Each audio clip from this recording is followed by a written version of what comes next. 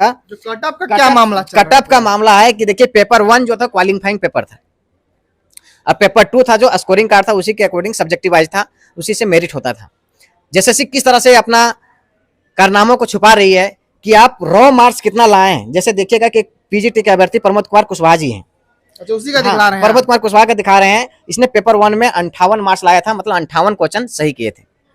Exam एक ही बार हुई थी 11 सब्जेक्ट का, एक ही बार रिजल्ट क्यों नहीं चलता? एक ही एडवर्टाइजमेंट होती है, तो आप 4 विषय का रिजल्ट देते हैं, 7 विषय का छोड़ देते हैं, फिर 4 विषय का रिजल्ट देने के बाद फिर 7 विषय के देते हैं, फिर 4 विषय का अतिरिक्त रिजल्ट के साथ संशोधित रिजल्ट देते हैं, फिर टंकन में गड़बड़ी के कारण किसी को परीक्षा फल से बाहर करते हैं, किसी को बैकलॉग में बहाली करके फिर रेगुलर बहाली में करते हैं। कोई मुखबधिर है तो उसको अंधापन में कर देते हैं, कोई बहरापन है तो उसको मुखबधिर में कर देते हैं। ऐसा नहीं होता है भाई। महाघोटाला का अगर सीबीआई जांच नहीं करता है तो एक खुलासा भी देख रहे हैं कि अभी हम इतने कर रहे हैं, बहुत और खुलासा हमारे पास थे जो हम रख के रखे हैं, वो आपको चैनल के माध्यम से हम राजभवन के पास ही करेंगे। तो पीजीटी जो कोर्ट का मामला है वो आपने बदला, आगे क्या प्रोसेस चल रहा है उसमें?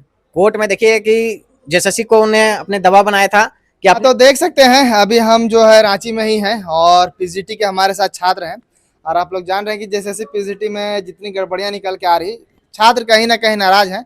उसको लेकर आज हमारे साथ जो है पीजीटी के छात्र हैं और आप लोग जान रहे हैं कि पीजीटी का जिस प्रकार से एग्जाम हुआ, एक नया खुलासा हो रहा है और इनसे भी हम पहले भी बात किए थे, नया खुलासा हो रहा है। जिस प्रकार नया खुलासा हुआ उस पर जांच हुआ, कार्रवाई भी हुआ और उसको लेकर कुछ और खुलासा है और प्लस कोर्ट में भी मामला चल रहा है। कोर्ट में अगला तारीख भी मिला है इन लोगों को। इन लोग से हम बातचीत करेंगे और अभी फिलहाल कटअप भी जारी कर दिया गया है। कटअप में भी किसी किसी का नंबर जो है बहुत हाई, बहुत ज़्यादा है, एक तरह से कहा जाए कि उतना नंबर कोई ला नहीं सकता, ऐसा बात चल रहा है। अब क्या मामला है पूरा हम इसको जानेंगे। क्या कहिएगा पीजीटी में जिस प्रकार गड़बड़ी सामने आ रहा है उसको देखते हुए क्या लग रहा है? इस पे आप लोग कोर्ट भी गए हुए हैं, कोर्ट पे शायद सुनने में 28 तारीख को सुनवाई भी है।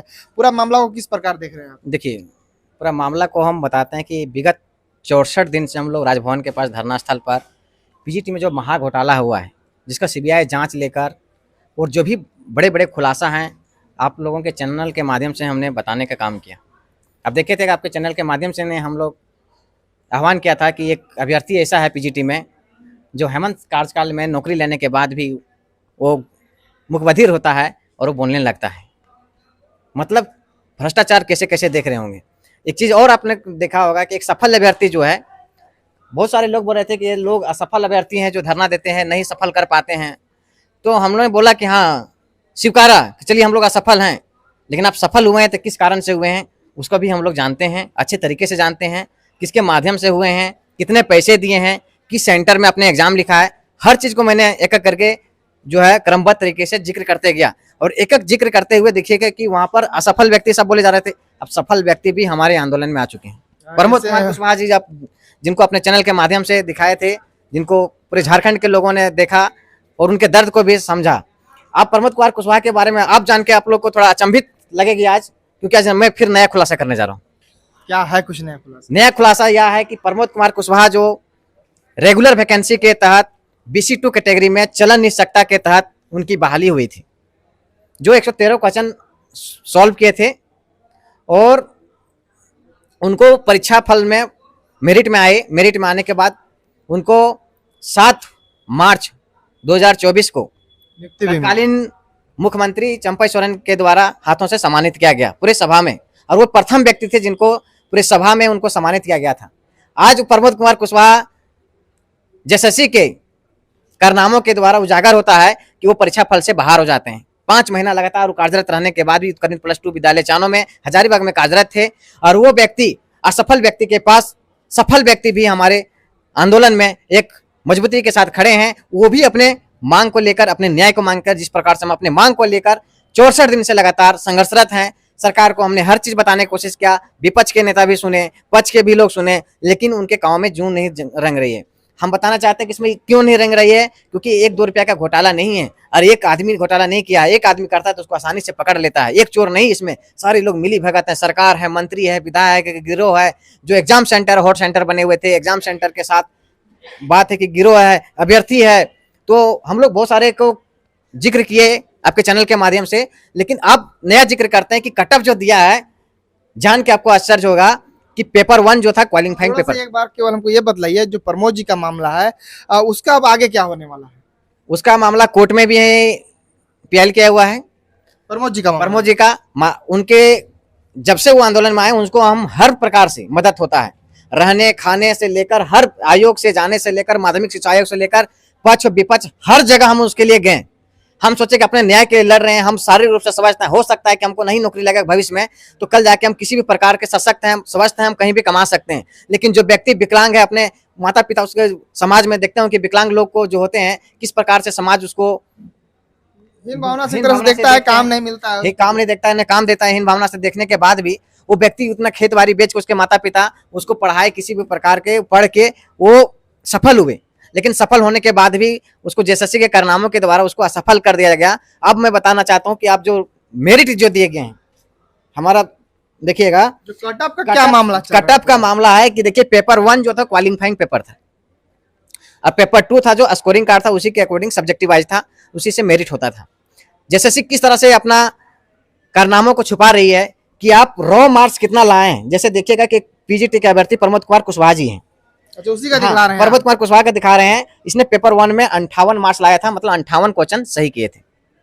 लेकिन यही प्रमोद कुमार कुशवाहा पेपर 2 में कितने क्वेश्चन सॉल्व किए हैं इसकी बारे में जानकारी नहीं देता है। उसको नॉर्मलाइजेशन करके उसके मार्क्स जो है ये 263.856 दिया जाता है।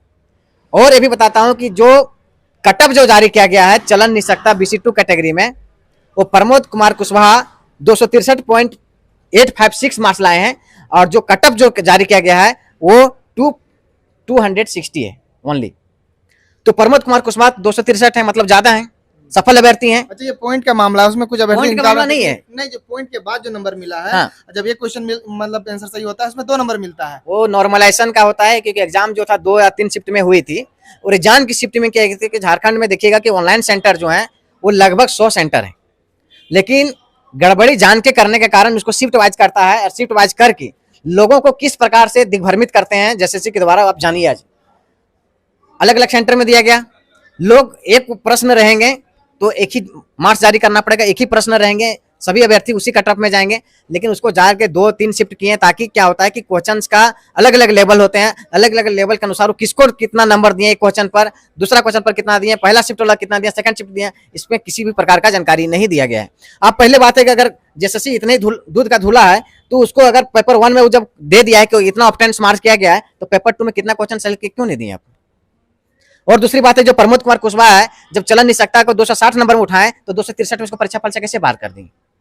बहुत बड़ा प्रश्न उठ रहा है। जब एग्जाम एक ही बार हुई थी 11 सब्जेक्ट का, एक ही बार रिजल्ट क्यों नहीं जाता, एक ही एडवर्टाइजमेंट होती है, तो आप 4 विषय का रिजल्ट देते हैं, 7 विषय का छोड़ देते हैं, फिर 4 विषय का रिजल्ट देने के बाद फिर 7 विषय का देते हैं, फिर 4 विषय का अतिरिक्त रिजल्ट के साथ संशोधित रिजल्ट देते हैं, फिर टंकन में गड़बड़ी के कारण किसी को परीक्षा फल से बाहर करते हैं, किसी को बैकलॉग में बहाली करके फिर रेगुलर बहाली में करते हैं, कोई मुखबधिर है तो उसको अंधापन में कर देते हैं, कोई बहरापन है तो उसको मुखबधिर में कर देते हैं। ऐसा नहीं होता है भाई। सर कुछ मार्क्स जो आया है, किसी का मार्क्स ज्यादा एकदम आ गया सुनने में आ रहा है। मार्क्स देखिए, नॉर्मलाइजेशन एक ऐसा प्रोसेस होता है ना कि उसमें जितना टोटल मार्क्स होता है उससे भी ज्यादा हो जाता है, लेकिन किस आधार पर करता है उसको नहीं बारे में नहीं बता रहा है कि फलना व्यक्ति पेपर 1 में इतना नंबर लाया तो इतना इसका नॉर्मलाइजेशन हुआ, फलना व्यक्ति पेपर 2 में इतना लाया तो इतना नंबर होना चाहिए, लेकिन पेपर 1 का सिर्फ नॉर्मलाइजेशन करके देखिएगा कि उसका सिर्फ मार्क्स दिया गया है, लेकिन पेपर 2 का नहीं दिया गया है।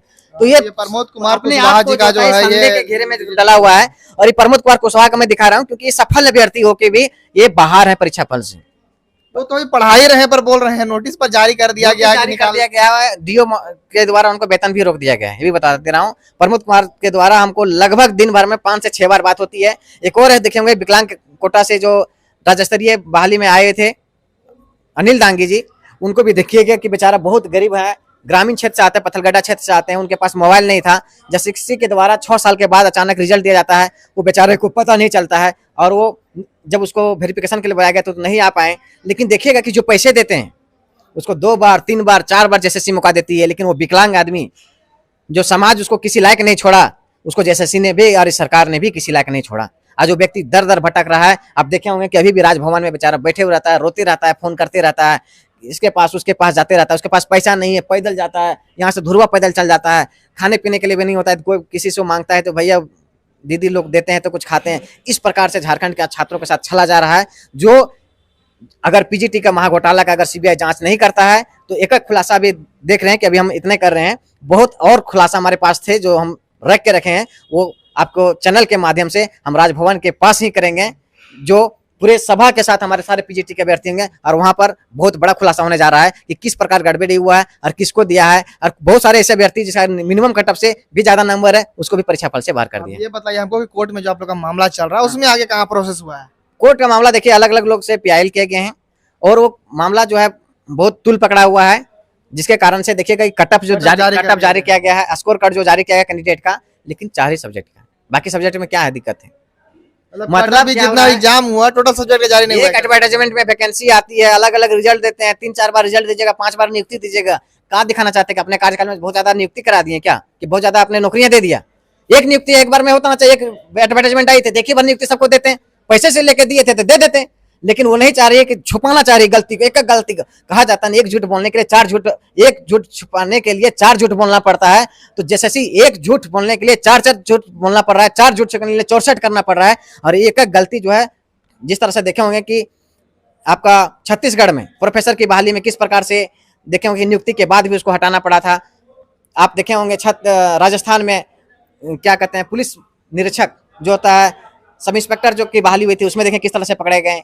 तो हर एक एक चीज पकड़े जाएंगे और अगली सरकार जो भी बनेगी 2024 में वो इसकी जांच कराएगी, तभी उन लोग को वोट दिया जाएगा। सरकार जो भी बनेगी सबसे पहले पहला मुद्दा रखना होगा कि हम जैसे सरकार बनेंगे हम सबसे पहले सीबीआई जांच करेंगे, जो अयोग्य लोग को शिक्षा में बहाली किया गया है उसको हम निकालेंगे, जो योग्य हो गए उसको बहाली करेंगे, या तो नियुक्ति प्रक्रिया को रद्द करके फिर से नियुक्ति प्रक्रिया करेंगे, और जो भी जिनको पैसा लिया गया है उसको जेल करेंगे, और कोई भी जेएसएससी और जेपीएससी के एग्जाम से बैठने से उसको दरकिनार किया जाए। जो पीजीटी जो कोर्ट का मामला है वो आपने बदला है, आगे क्या प्रोसेस चल रहा है उसमें?